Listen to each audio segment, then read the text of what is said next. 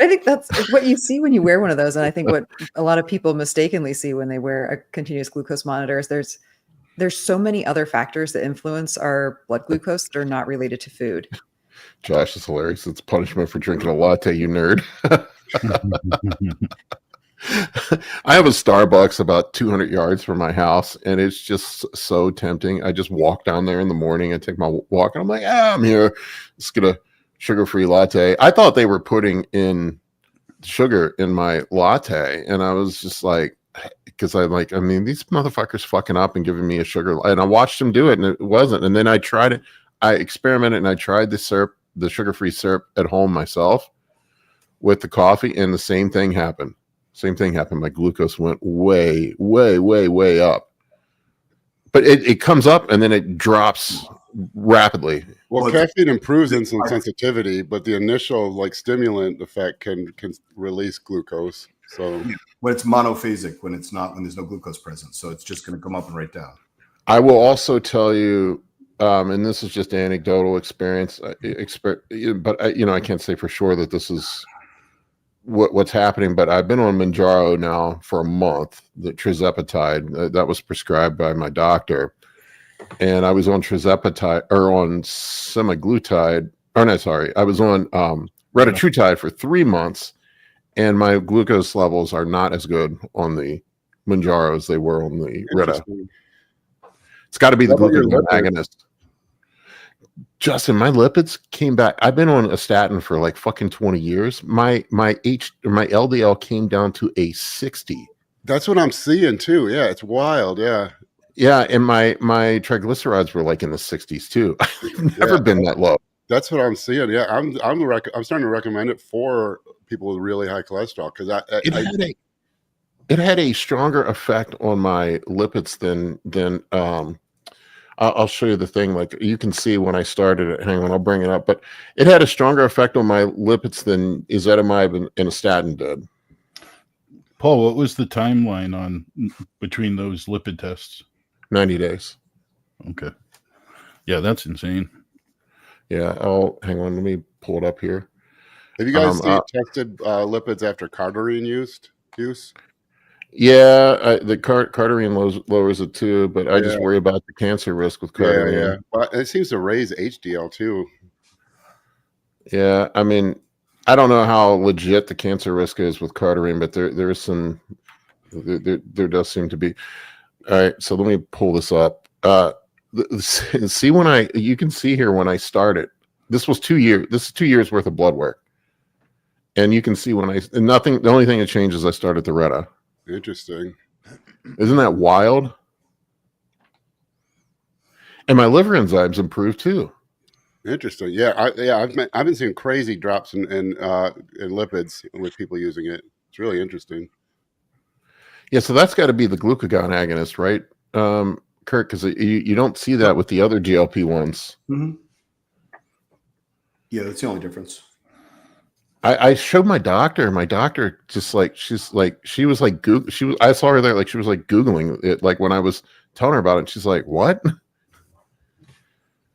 She didn't know.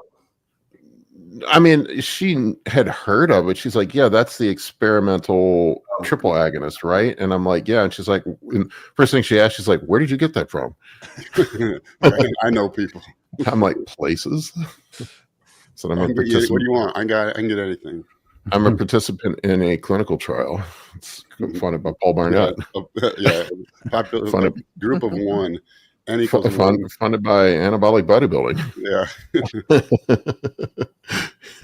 Yeah. Yeah. So yeah, it was pretty wild, man. Like, but yeah, my what was it? My LDL went from a 110, 120. That's about as good as it gets when I'm with a statin down to 60. Oh, and not only that, let me pull back up my it wasn't just that. My lipoprotein A and little b or little a lipoprotein B and little a dropped significantly too. Let me pull this one up. So you can see here my apolipoprotein B went down to a 76, and my lipoprotein little a is below 10. Geez, and your HDL is 39, and you're on TRT, right? Yeah, Nice. my HDL is always low.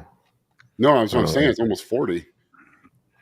Yeah, she told me it was too low, that I should probably try working out, and I'm like, lady, I had a doctor tell me Looking at once. you when That's she what the said end- that. that's what the endocrinologist said. I'm like, lady, that it's just like, I was like, are you just reading from a script, or are you looking at me? I had So you a don't- doctor tell me that once and add that walking is good exercise. And then she added, move your arms. Walking isn't just a leg exercise. And I'm like, lady, I'm 285 pounds right now. What are you looking at? I've been She's to like- the gym. She's like, work out 30 to 45 minutes, 3 to 4 days a week. And I'm like, lady, I'm at the gym every day for like an hour and a half. I got that covered. Oh man, the doctors are so fucking. Any website for cheap lipid panels? I usually go through Walk-In Lab. You can get a full metabolic panel with lipids and everything done for like $100. Yeah, it's a little. If you go to Troponin Nutrition and go to the lab panels, I think we're 105. There you go. There you go. Justin's got it covered. I should probably get an affiliation with a lab, since I all the time sending people to labs. I don't make Yeah, any get money with off of it. Merrick. You should. Have you talked to Merrick? Great. Yeah. I I mean, need to go back and visit it. everyone, everyone does, but they work with you. They're really supportive also of the community. I've been using Alta Labs. That's pretty good deals as well. I've just always used Walk-In. They're Yeah. fine. There are some states where it's illegal though. You can't get labs without New Jersey, New York. You have to go through a doctor. Massachusetts, that I was fine with Walk-In Labs for a while, and now they won't do Quest Diagnostics. So All right, Franco, he's joining on the party too. He's like cardio race HDL. Paul, I don't want to hear that, Franco. I don't like He said he cardio. walks to Starbucks. It's like 200 meters. Yeah, man. I do not like walking. It's like my motto: why walk when you can stand? Why sit when you can stand? When you can sit? Why sit when you can live? Let's see what oh my god, and this is probably better because I've been walking more because I can't really lift that much right now. But yeah, my average step count for the day, I guess that's not too bad. This week was 9,000 steps. That's not terrible, right? It's better than the 3,000 I was doing before. 7,700 so far today. Oh my god, Amy. Well, you're like a greyhound though. When we were at the Arnold, you took off from the house, you and Karina, and we're walking, and I'm like, good lord, is this a race? I mean, this is too brisk for me, man. Well, it was like 5 degrees outside and windy. I was just trying to get there as quickly as possible. I was not Yeah. trying to linger in the cold. I'm like, it wasn't a walk, that was a light jog.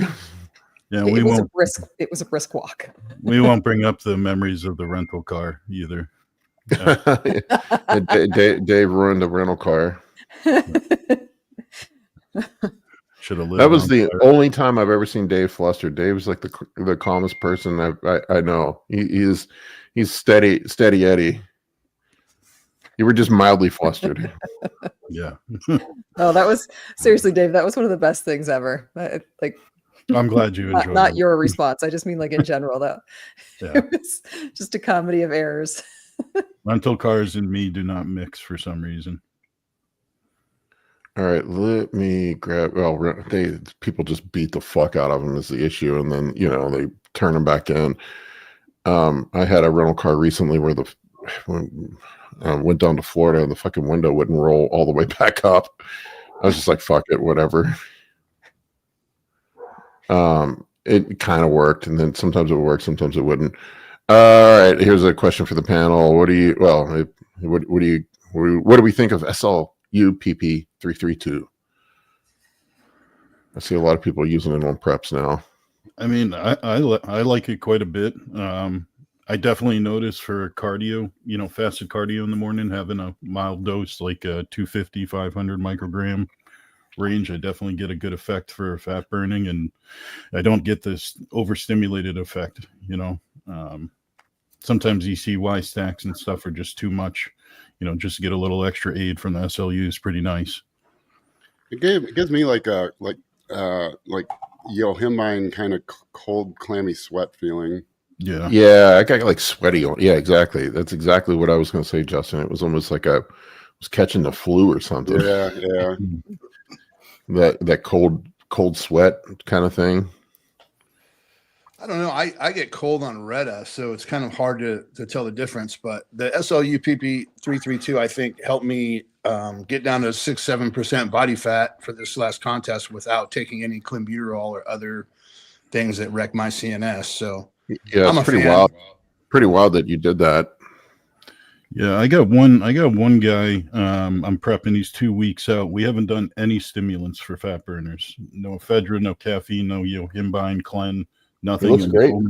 yeah, and he looks fantastic. And we've only used SLU and a little MOTC, and it's just kept them fresher. Like you know how you kind of become a little dependent on the stimulants, obviously, as towards the end of prep to keep you Yeah, that- moving, keep you going. After a And while, that's your CNS just gets fucking fried too. I've had that before where I'm just like completely fucking fried. Well, yeah, and if sorry. you do, that's why people, when I use them with clients, they'll always want to start like at the start of prep, and I'm like, there's no worse situation when those wear off, and your CNS is fried, and you got a month to go when you need the boost the most, and they're not doing anything other than preventing you from lapsing into a coma if you don't take them, and that's what we're taking them too early, and these that you kind of you if you don't time it right, you run into the wall right when you need them to work the most. Well, I ended up last year with us, Justin. I dropped the ECY, man. Like I think it's mostly him buying that just doesn't fucking. Yeah, agree that's with what me. I've kind of stopped because now that with the ATP and I've been having good results with that, I've been using that instead of like Go pills or something with yohimbine in it, and I've liked it. Some people like that yohimbine feel. I don't. And Amy so loves if it. they love it, I'll add it. But I can't stand it. Amy's a fan. I mean, I do. But it can be challenging. It's just so stop and go. Like, you take it in the morning and then you're ready to rock and then you can't sleep. It's stop and go all day. And that just adds up for people. I've been getting some good results trying to be very mindful of people's rest. Good sleep gives good performance. Yeah, I have really, really been trying to be more mindful of how rest and recovery with people on prep. It's like a fine line. You want to push them, right? But then it's like if you push them too far, then it can go the other way, which I've had happen before. But yeah, I ended up dropping I think it helped like in the mid part of my prep last year to kind of get me over the hump there for a little bit. But then I backed off the clen too. I didn't use any trend last year either. I think I only ran 60 micrograms of clen. That's all I got up to last year. yeah. And that was enough to get me lean. I also was pretty lean starting prep, so I didn't need to lose Yeah, a your whole weight lot. didn't even change much, right? If I remember correctly. Yeah, no, what happened, Justin, I started off at 250. And then I bounced up because I had been off. Like I'd just been cruising for like 4 months. And then I bounced up to about 260 and then came back down to like kind of 250. I think I weighed in at 249 at the show is what I weighed in at. And now I'm working on being a middleweight. Yeah, same. I'm done. Can you start the question that Scott just asked? We don't have to talk about it right now, but I just don't want it to get lost. Yeah, let's just pull it up. Have Amy, anyone else heard of LDN? I don't know what that is. It seems to be a lot of good applications for bodybuilders, lowering systemic inflammation. So not only have I heard of it, I'm actually Is that like low dose naltrexone? low dose naltrexone is what he's talking about. So we're talking very, very small dosage. So the typical dosage you use naltrexone for is like 50 milligrams if you're using it for people that are struggling with addiction. In low dose, you don't really go above 8. And a lot of people will even do like 1.5. Fascinating amounts of research on not only the anti-inflammatory benefit, but also cognitive health benefits. I mean, it is fascinating. I had a webinar that I was part of a couple of weeks ago that was presented by a pharmacist who specializes in it, and just looking at the use in cancer patients for weight loss, for digestion. I mean, really, really interesting for its ability to just kind of help with a multitude of conditions. I actually am going to try it. I'm really excited to get it. I'm hoping it gets here next week. So Scott, I will give you more info on my personal experience with it, but from the studies I've seen and just kind of the anecdotal experience, there's a couple of books that talk specifically about it, and they're really more about the patient experience. But not a lot of downsides to be had, and potential for some really awesome results, especially like you said, Scott, with anti-inflammatory abilities and just helping mitigate other symptoms. Tina says it's amazing, and Scott said he started it a week ago. Interesting. Tina said she's been on it for years. Now, I don't know. naltrexone's the daily administration from a pill, I believe, and you can use. Well, I don't know for bodybuilding, but when I was coming out of detox for alcohol, we used Vivitrol, which was a injection, and it's naltrexone, but it's just a once-month injection. And yeah, so I've heard of it. I've just never used it for this kind of therapeutic use. Well, if you look at the way it attaches to receptors in the body, you actually lose the benefit of the anti-inflammatory and a lot of the other medical benefits when you get above a certain dose. So it's not like the dosage that they give, like I said, for people who are battling addiction or trying to, counteract other things that are so high. You actually don't see the same reduction in inflammatory markers and other things when the dosage is that high. And it has a lot to do with kind of how it interacts with the receptors in the body. So the low dose, well, that's cool. Karina's been on it too. Does it reduce like dopamine related food cravings kind of, or Yeah, so kind like of signaling pathway? when I was using the Vivitrol version, it's that's the whole point, is to kind of alleviate the addiction cravings for alcohol, and it also works for opioid receptors as well. Well, and it's Yeah, used works great for that prescription-wise for weight My loss. too. wife Sorry, has been sorry, on it Dave. for like 2 years for Hashimoto's. Yeah. Interesting. Really? Jeez, I gotta read up on this. It ruined her tolerance for alcohol, though, so that was an adjustment. Well, But they actually, you combine can't it- even use alcohol or painkillers because you won't take in the drug. It won't populate the receptor or whatnot. Yeah. I But, want you know, to address this guy real quick. Connor, and we can get back to this conversation. Connor, if you want to send your pics to me on Instagram, we can pull them up and critique you. Just get ready to be brutalized. I rate my physique. I love it. But you probably have heard Connor won the Contrave, the overall at prescription that medication. What is What's it? that? Connor won the overall at that show. He actually has a really great physique. Okay, I'll Cool. pull him up. Still be brutal. Amy, what were you saying about the? What were you just about to say? Well, there's an actual prescription medication for weight loss called Contrave that is a low-dose naltrexone bupropion blend, and it's used in compounding pharmacies a lot with other things. I mean, they'll mix it with, ephedra and all kinds of other things to help with weight loss, because I think Karina just mentioned it, to reduce food noise and helping with binge eating, because, as you noted, Dave, it does have an effect on the reward sensors of the brain as well. Mhm. So, interesting. I'm sure that there are people or practices that are using it in combination with GLP-1s as well to kind of further even reduce that food noise more for people. I'm looking at Connor's profile. He's got a great physique. I got to read up on that, Dan. I haven't done any reading on that. I can send you the link, Justin, to this. It's a really interesting, Yeah, and it for is sure. a medical webinar because she breaks it down so well from really what the actual mechanism of action is in each of these different conditions and why the dosing is the way that it is. It's really fascinating. Cool. Oh, have you ever heard of that, Kurt? Low dose naltrexone. Yes. Have you had any experience with it? No. Nope. No. Gotcha. Yeah. All right, Seems I'm like gonna- the past few months it's been talked about more frequently. That's a new one to me. I might have to do some looking into it. Okay, here's Connor.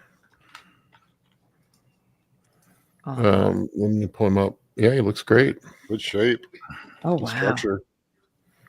Yeah, very nice. Very structure. good structure. Yeah, almost looks like a classic guy, to be honest with you. Yeah, good. I mean, yeah, he's got good structure. Every pose, wide lats. That's right. Beef Stew coaches him. Oh, yeah. Yeah, no, he looks great. Yeah, great A quality. fantastic More physique. rear delts. He's super Yeah, heavy, rear though. delt. He's not. He's a big guy. Oh, so he must be tall then. Yeah. Yeah, because it looks like his frame could fill out a little bit more if he Yeah. wants to do bodybuilding. Man, look how thick his lower back is. Dude's done Yeah. some deadlifts. Look at his glutes, man. Somebody has definitely done some deadlifts. Yeah, add like the rear delts on that shot right there. Picture those rear delts sticking out another inch, and that's a great pose. Yeah, I probably need a little more lower lat, but that could be posing too. Yeah, no, on the rear lat you could kind of see. I mean, he's got very wide lats, but they Mhm. could be a little fuller down at the bottom. Yeah.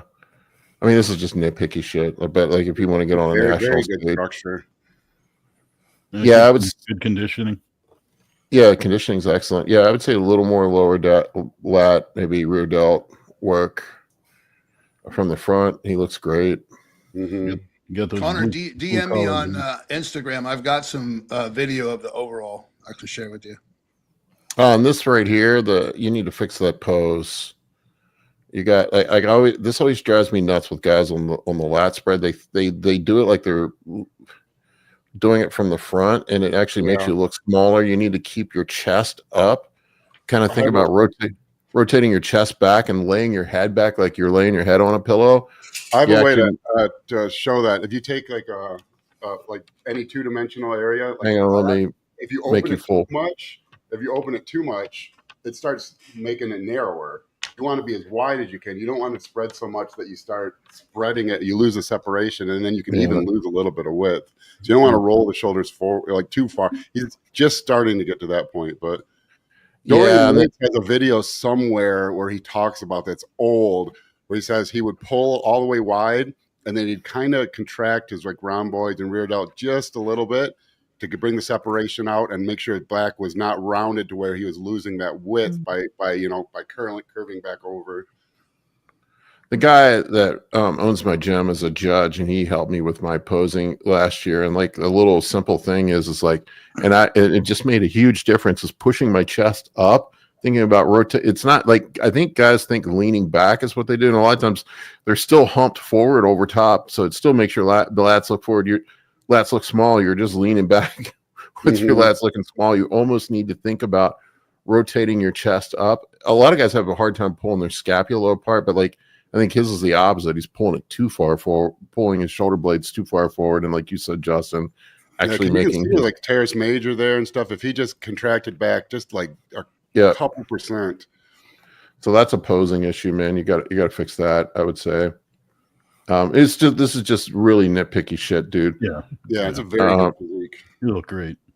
But I would say, like if these little details are going to matter when you get on a national stage. But I mean, yeah, you could, with a little bit of work and polish, you could turn yourself pro. Too. Yeah, no, very balanced physique overall. It just nitpicky shit, but I'd say you're close. A little bit bigger if you want to compete in the super heavies. I'd say. Was he tall, Mike? He said he was 6 foot 244.8 on stage. It's taller than me. That's thick, man. 6 foot. That's it's shit that you're probably bigger than me, man. Yeah, no, I mean, fantastic physique though, dude. Well done. Congrats on your win. Mhm. Okay, enough nitpicking. Connor's really good physique. That's how you get better, though, right? We have a paid question here. This one is directed at Kurt. Yeah, I'm curious. Here we go, Kurt. They love to pull up the past episodes. In the past episode, Kurt said Turinabol is not safe. Can you please explain why? It's just severely liver toxic. What else? I mean, yeah, I mean, I've seen it out of the orals I've seen. I don't know. It seems to smash the liver worse than just about anything. Worse than Anadrol, I think. T-Ball's another one of those goes in cycles.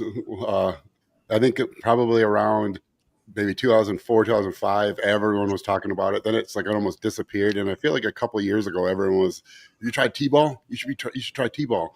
And then I haven't heard it as much lately again. It's one of those ones that seems like it comes in phases where people get really amped up about it. Do you know of any pros that use it? I don't. No. so it gets used a lot by accident. People think it's Anavar. Yeah. It's sold as Anavar a lot. Yeah. I can see that. Cheaper per gram. So a lot of guys will just press Turinabol. I don't know of any pros that run it. No. Why would you? It's for pure strength. Yeah, I mean, yeah, and I would argue that there's probably better options for strength. Yeah, that aren't as toxic. Yeah, Anadrol or even Halo. You think it's more or less hepatotoxic than halotestin? Halo's probably more, but you use less of it on a You milligram. use less of it. Yeah. So when you fluorinate a drug like in halotestin, you automatically make it toxic. That's why when that knucklehead was trying to debate me giving it to women and children, I was like, he's never even taken a chemistry class, because you would never give a fluorinated drug to anyone on purpose if you care about their health. That's why it's used in like bone marrow failure, because those people are dying anyway. Right. Like, you don't give it to someone who's healthy. Justin, my client Dustin, is throwing down the gauntlet. He said he's ready to arm wrestle you. Where is? Yeah, I mean, I Love that, haven't. Dustin. I haven't in a while, but no, I should have found out that was probably my most naturally gifted sport, because it came very natural. I mean, I have thick hands and big forearms, and that's kind of what it. But yeah, it's You fun. have maybe the biggest forearms on a person I've ever seen, Justin. I've been that was- married a long time.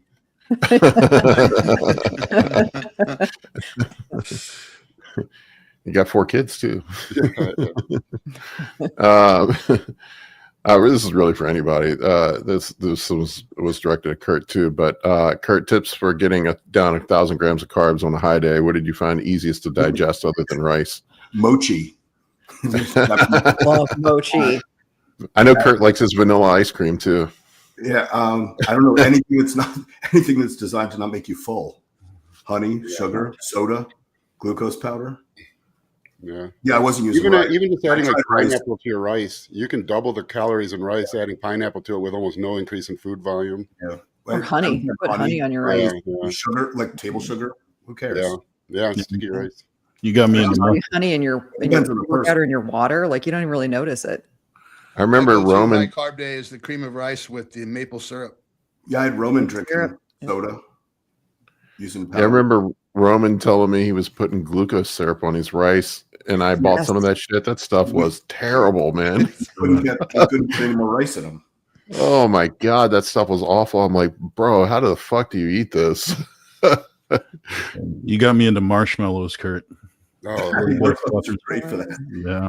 Or marshmallow 30 grams of fluff. carbs. There's Right. 10 grams of carbs in Yeah. marshmallow, and there's no fat.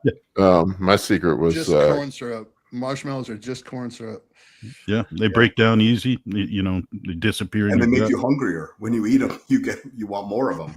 my secret was Captain Crunch. Yeah, Rosas asked Paul if you tried the new cream pop Captain Crunch. I have actually been on a Captain Crunch fast. Unfortunately, I have not done a high day in about 6 months. I figured since my A1C was 10.6, high days probably didn't make a whole lot of sense. Hey, Paul, I kept meaning to tell you this. I saw in clients when they do in a lot of the cereal, though, their iron level goes too high. Because all Mhm. those Oh, because it's all fortified. Yeah. and like this, the one guy in particular is super healthy, and for one of his labs, his iron was really, really high, and we couldn't figure out why. We looked at his food, and he was eating tons of cereal to get that the iron fortification thing is weird, because I think that came about in like the 60s. people were It malnourished. sounded like healthy, like iron, like like Popeye or something. The Iron They just Kids put iron bread. in every Remember sugary cereal. I have seen a ton of dudes lately with low ferritin. Like I have not seen that until this past That's normal year. from a cycle, because the iron, all the other blood things go up, and the ferritin production can't keep up with it. Normally, it'll level out. You can add just regular ferritin, but you also don't want your ferritin high, because over time that'll damage your heart. Well, Right. check this out. One of my clients, he works at an ER, and he sent me a study showing that retatrutide depletes ferritin. Oh, okay. But I mean, in a normal person on TRT, you'll see that all the other blood markers. Okay, so I didn't know that. Yeah. If you get that, cook with a cast iron skillet. I've seen elevated ferritin from people cooking with everything in cast iron. Elevated ferritin is dangerous. Like I said, over time, it'll destroy your heart, can cause diabetes. You don't want to leave your ferritin high. You want it just in range. And if it's low, they sell just the ferritin. Amazon sells one. It's in a white bottle with a red label. It's just like bovine ferritin that you can supplement to help get it back to normal. But I wouldn't let it go high, though. All right. S225 has another paid question. What rep range for underhanded grip lat pull downs if concerned about potentially injuring biceps? I have many thoughts on this. I'll let you guys talk. I would probably say don't do the movement. That's what I would say too. If Also, you're concerned about an injury, This is a good example of where Dorian Yates was right about a lot of stuff, but where he was wrong, because he probably got it from Mike Mentzers, that this is good for your biceps. We also ripped his bicep off the bone too. There's passive interference from your shoulder in this movement. So your bicep's not really fully activated. So this is not a good bicep exercise. Yeah, Mike, you got that so wrong too. 'Cause Mike, like Lee Priest, when he would do these stupid curls up here, the same thing, this passive interference in the shoulder. yeah, Like, Mike Menzer would say you get contraction across two joints by doing, but you don't, because the shoulder it's not contracting, it's extending. And you don't want contraction across tons of different things, right? Then do some balance, to stand on a Bosu ball and squat with a kettlebell with one leg up in the air.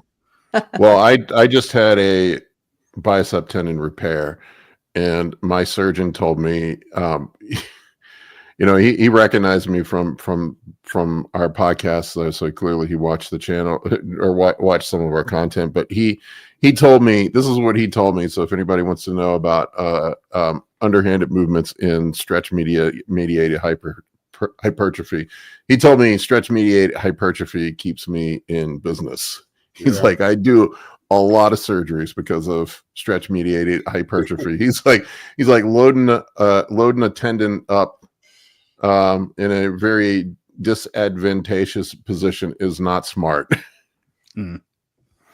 I'd also I switched to doing them with a single arm cable pull and that underhand grip with a single arm cable pull, and it allows me to move in a way that puts the focus on my lats and takes it off of my bicep tendons. It's definitely more fluid.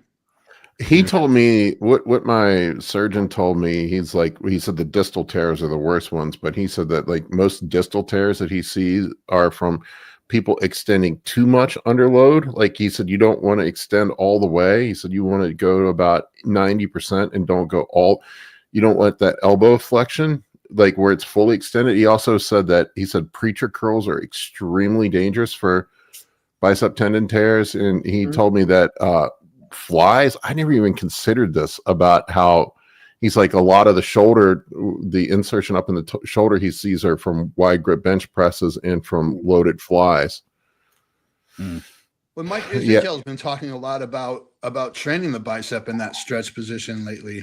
But biceps don't experience stretch mediated hypertrophy, neither do triceps. So your chest does this way. Your lats only do in a horizontal plane, not in a vertical plane, because then your chest takes over. Your hamstrings do to some degree, your quads do.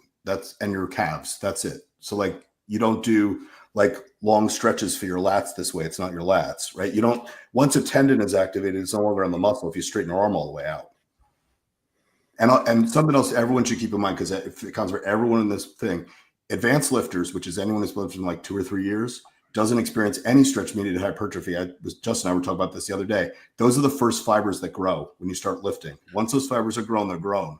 So I'm not saying do short motions, but you don't need to, like when guys put the pad on the leg extension, start to get more stretch, like unless this is your first week in the gym, it ain't doing shit.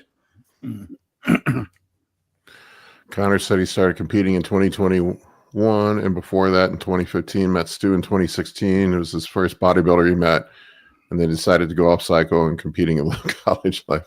Well, you look great, Connor. You got a good future in front of you. Just keep working, man.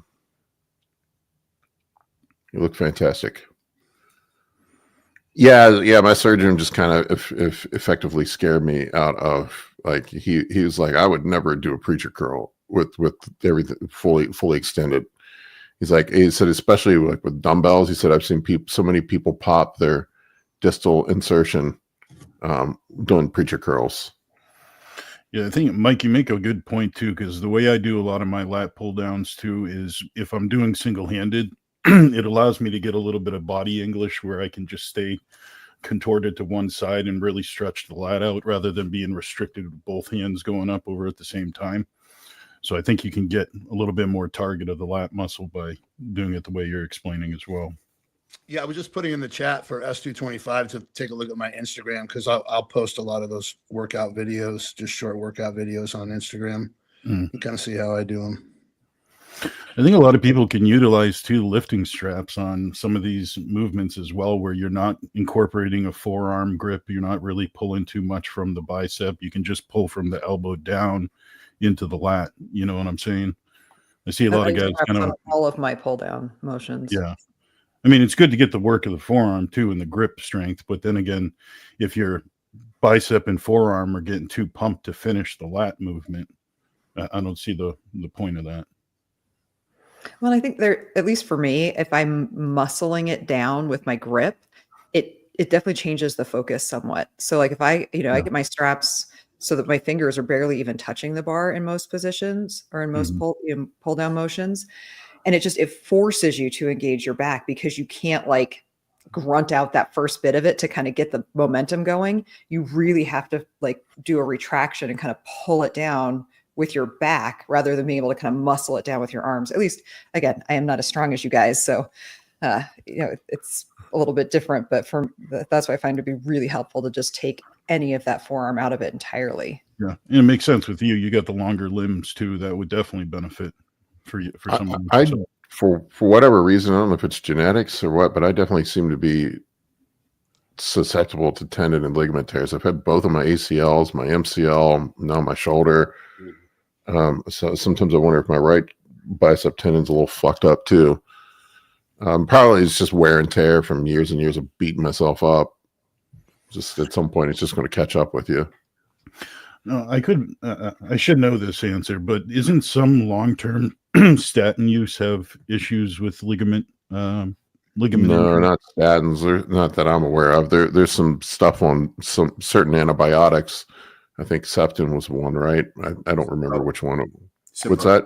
Cipro. Cipro. Yeah, Cipro. Yeah, like if you're on Cipro, you should not be lifting heavy.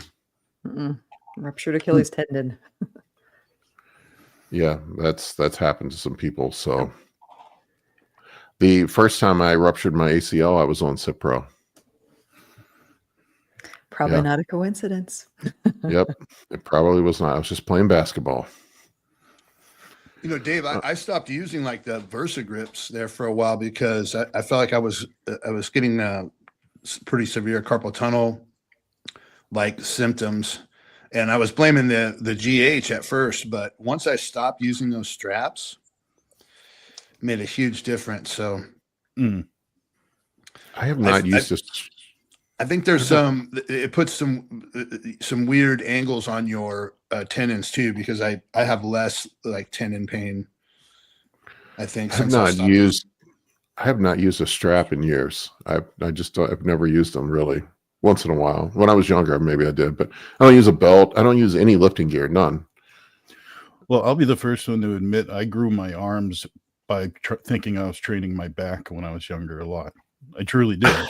So I had, well, it's true, just kind of like my glutes. I thought I'm training my, when you're young and dumb, I thought I was getting a lot of activation in my quads. I was really pushing through the glutes a lot. So I had to use some of these things like the strap so I could just pull right through the elbow and kind of focus, get my mind into the connection of the muscle I'm trying to work. So yeah. Here, Paul, I was looking for this thing. Here's the study from East Germany on the effects of Turinabol on their athletes, of how many athletes died of liver failure. Where did you send it? I'm texting it to you. Is that okay? Yeah, you can text it to me. It's long. You can for people. It's a pain in the ass to find. Here it is: hormonal doping and androgenization of athletes, a secret program of the German Democratic Republic government. Where's all right. We need him.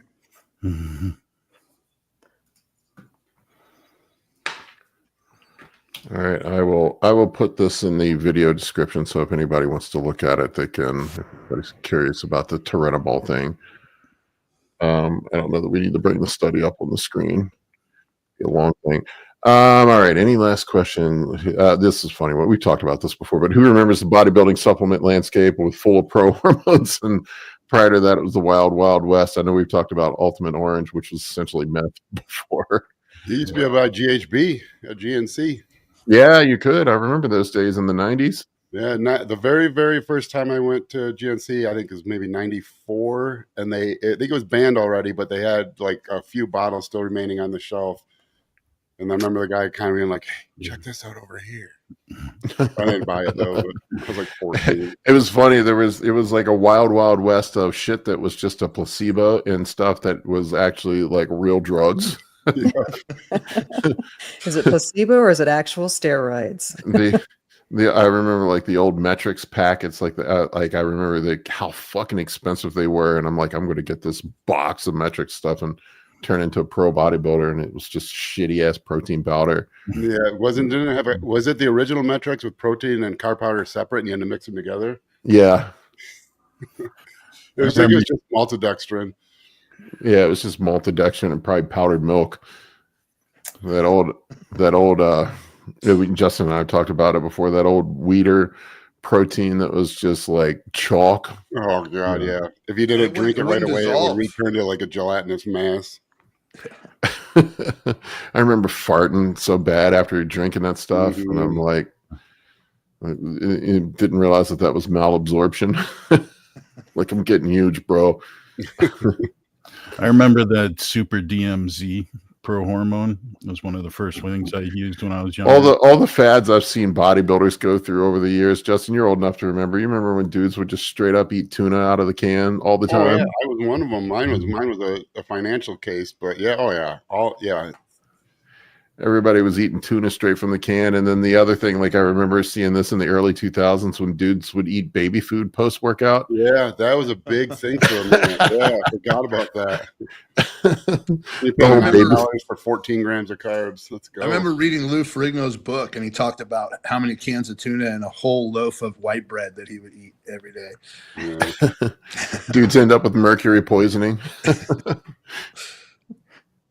Yeah, we used to do some crazy shit. We used to, like, when I was in college, I used to mix the tuna with ramen noodles. That was That's actually not bad, actually. Yeah.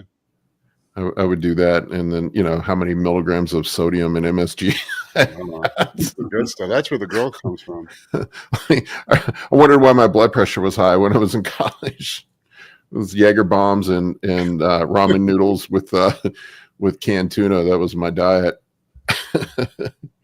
I remember guys dropping Jaeger into protein drinks in college, thinking, I don't know what they one stone. Get drunk and jacked all at the same time, bro.